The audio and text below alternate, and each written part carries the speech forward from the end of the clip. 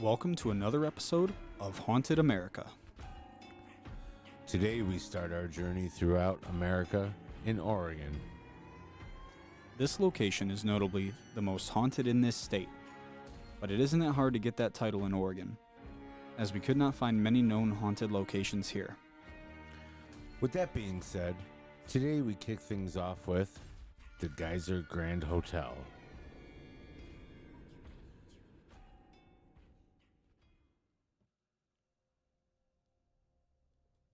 Before we get into today's show, if you have any haunted stories you'd like to share with us and have read on the show, email us at hauntedamericapodcast@gmail.com. Also, if you are in the New York, Pennsylvania, Ohio region, so basically like the upper east coast of America, and have any locations that you know of that we could investigate, let us know. Jess himself has over 25 years of experience within the paranormal field, and myself being a medium, we are able to give more insight and communication as to the hauntings of these places. We are available upon request and free of charge. Once again, you can contact us by emailing us at hauntedamericapodcast@gmail.com. Now, let's get into the episode.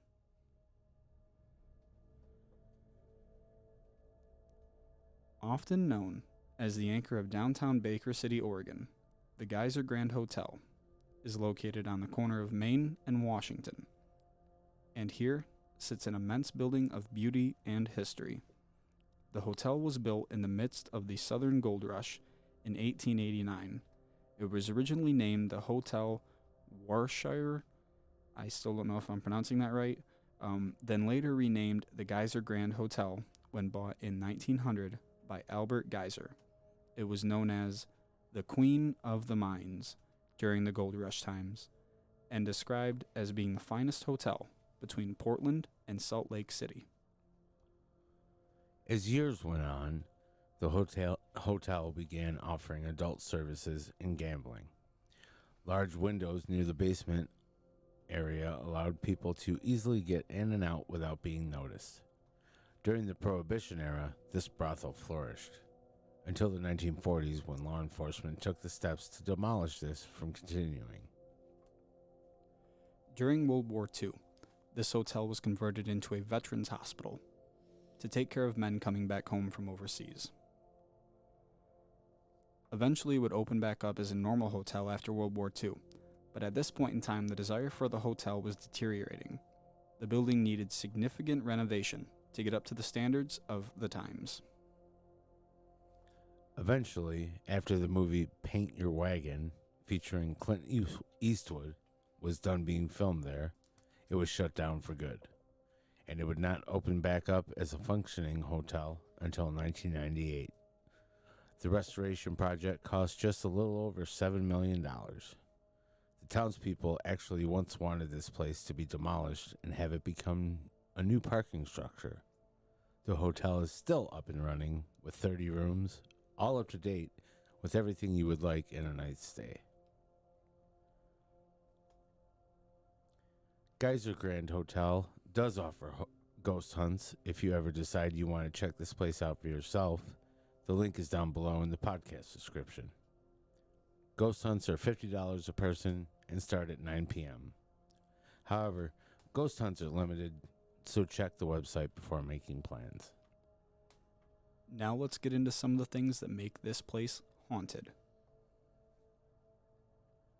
It didn't take long after opening for reports of spirits to be brought to attention.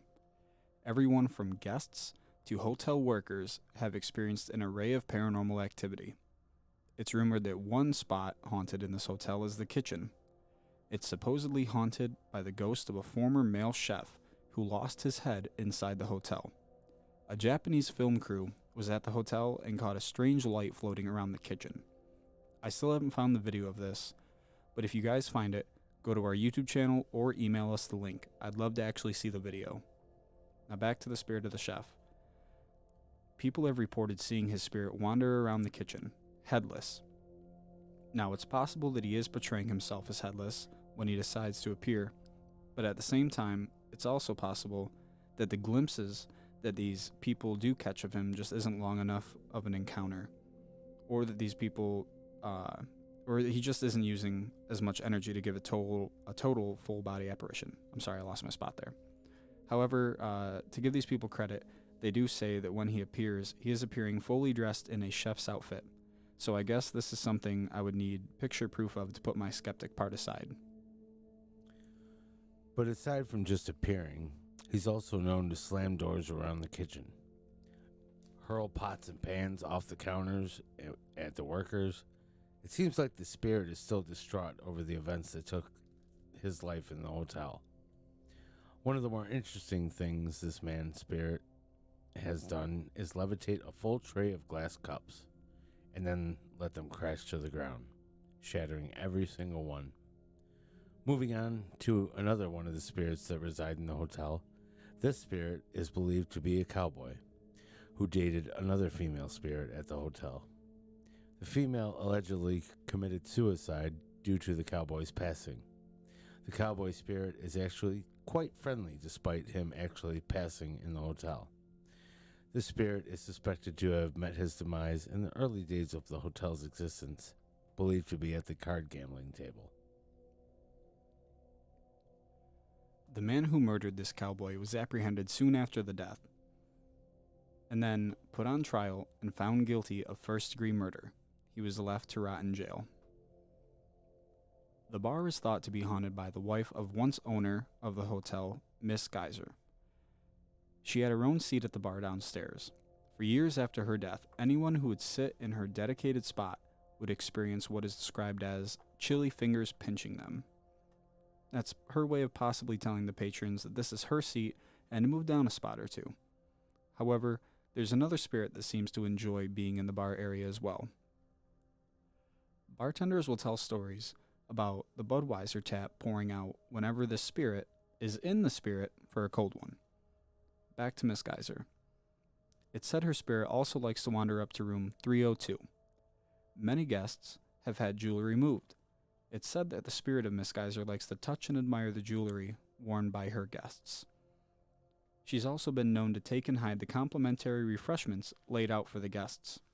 Room 302 is located right beneath the clock tower on the corner of the building, very visible from the streets. If ever the courage rises to visit this hotel, you must try your best to reserve room 203. Even though the whole building can produce top-notch paranormal evidence, this room is believed to be the most haunted in the hotel. Many guests report spirits talking and things moving, more than any other room. Many guests say that in the middle of the night, above them, they can hear partying. Perhaps the spirits that remain in the hotel can't get rid of their own ways, and the party continues, even in 2023. Perhaps the most notable spirit that resides here, known as the Lady in Blue. A lady with black hair and a flowing blue dress is spotted, it seems like, every week here. Almost out of nowhere, she will appear and glide up and down the magnificent staircase right in front of guests. The last spirit we have to talk about tonight is one more recent to the spirit realm. There was an investigation going on at the hotel, and one of the investigators heard the name Wayne called out multiple times over the course of the night. A few days parted from his investigation at the hotel, he ran across the name again, only this time to find out that the man was named Wesley Wayne.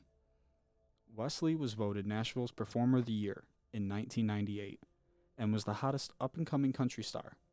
Sadly, Wesley was found dead of a gunshot wound to the head the morning after his performance at the Geiser Grand Hotel.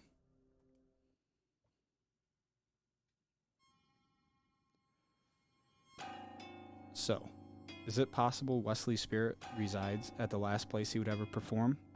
With all this activity happening at the Geiser Grand Hotel, I think it's safe to say that this hot spot definitely deserves a spot in Haunted America.